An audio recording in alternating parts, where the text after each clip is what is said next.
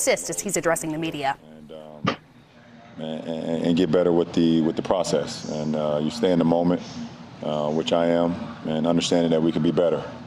And how we, make the adjustments and how we learn from tonight, tomorrow in our film session, and when we get together and prepare ourselves for Sunday, we'll show the difference. LeBron, I was wondering if you could sort of take us through that last minute of the game, just sort of the ups and downs of it, and then also your mentality as you were driving in. Frank described it as you were ready to take on the whole team, and then saw Danny open at the top. Obviously, it was back and forth, big play after big play. Couple, questionable calls that swayed their way, put Jimmy to the free throw line. Obviously, we can't do that. He's been, damn near perfect at the free throw line in the series. We just need to get one stop. We feel like if we can get one stop, we can do something on the offensive end. But we got a hell of a look. We got a hell of a look to win the game, to win the series. Didn't go down. And then we got the offensive rebound. We turned the ball over. I thought, we had a lot more time than I think we even thought after the offensive rebound. And pass wasn't executed as we would like, but we got to be better. We just got to be better in Game 6 and close the series. Hey, LeBron, you've obviously been on the other side of this, coming back from a 3-1 deficit. Is there something about that experience, do you think, that helps you understand what it will take to kind of slam the door on Miami now that it's been somewhat left ajar for them?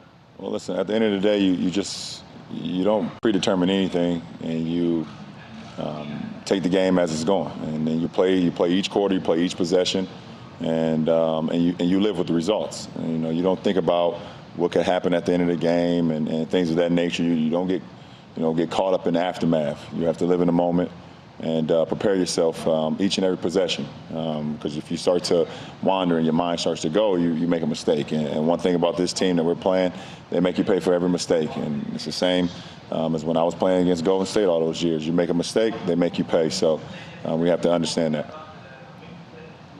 Allison?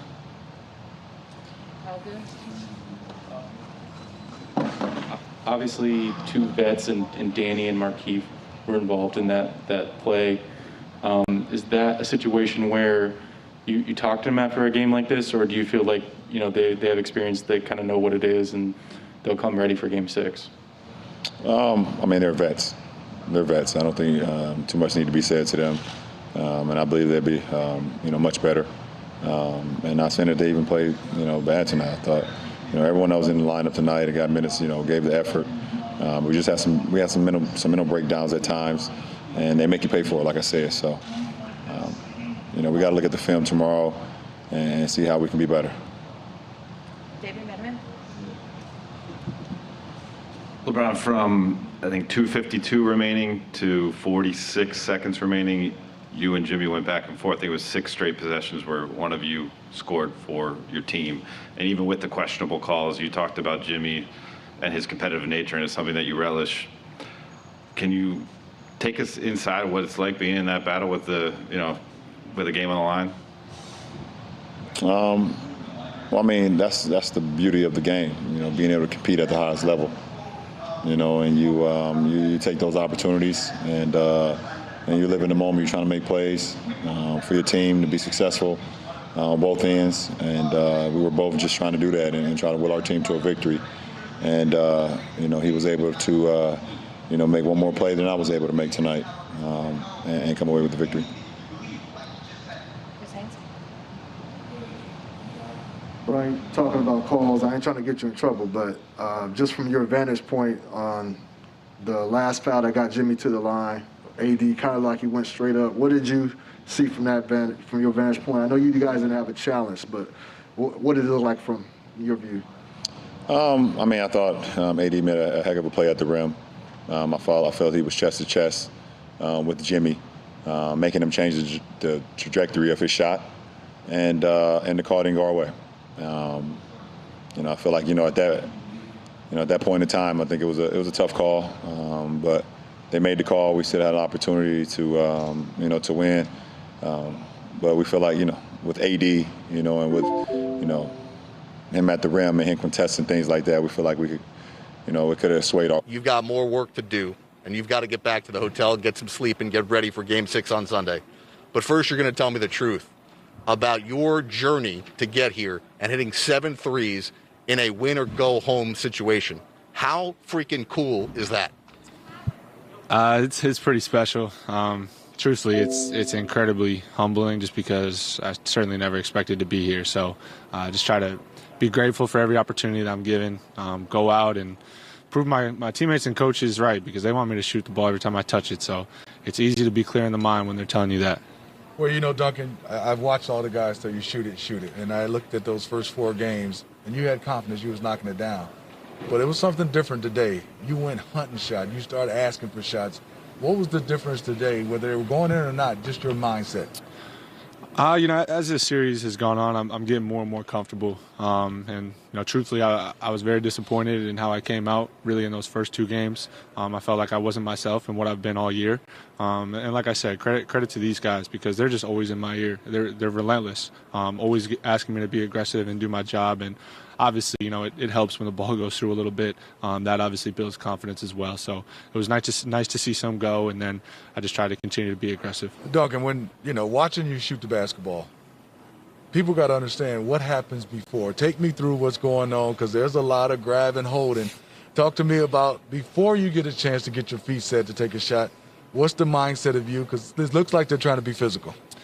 Coach Spo always says persistence. That's a key for me. So particularly at this stage, everything's scouted. Everyone knows what you're trying to do. And, truthfully, I hardly take 2. So they know I'm trying to take 3s. And it falls on me to be persistent and get to my spots and really do whatever it takes to get open. And a lot of times that's cutting, screening, running all the way, from one side of the floor to the other, whatever it takes. At this stage, it's just all about winning. So if that's going to help my team win, that's what I do. You rarely take 2s, and Jimmy Butler rarely takes 3s. But tonight, based on the defense the Lakers were playing, he needed to go and take some 3s. How much was that part of the intentional game plan tonight, that he had to space the floor?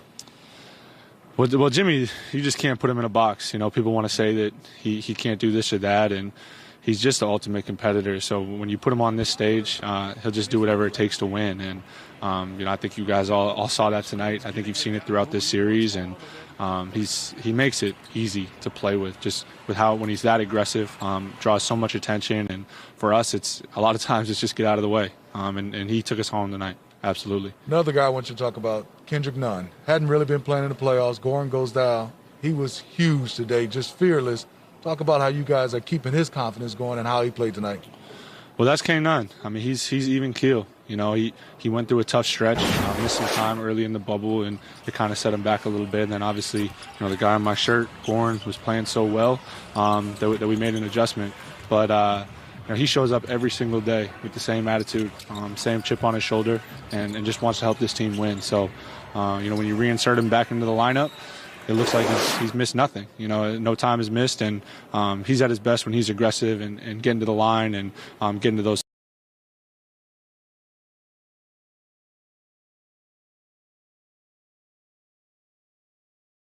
spots, those mid-range spots that he loves. So you're a pretty stoic guy, very humble guy. But we saw you get pretty fired up tonight. What happened with you and Dwight Howard? If it involves someone trying to come at my teammates, I'll step outside the stoic vibe, whatever it takes. I didn't exactly see the play, the tussle or whatever it was, but I gotta know that especially a guy like Jimmy, any teammate though, right, that we have his back. Yeah, but then he stepped over you over here, and you came down the court. It looked like you gave him a little. Oh yeah, I think that was Anthony Davis. Was it? In the corner, right? But yeah, the other way to get me out of that stoic vibe is a bad call or a missed call.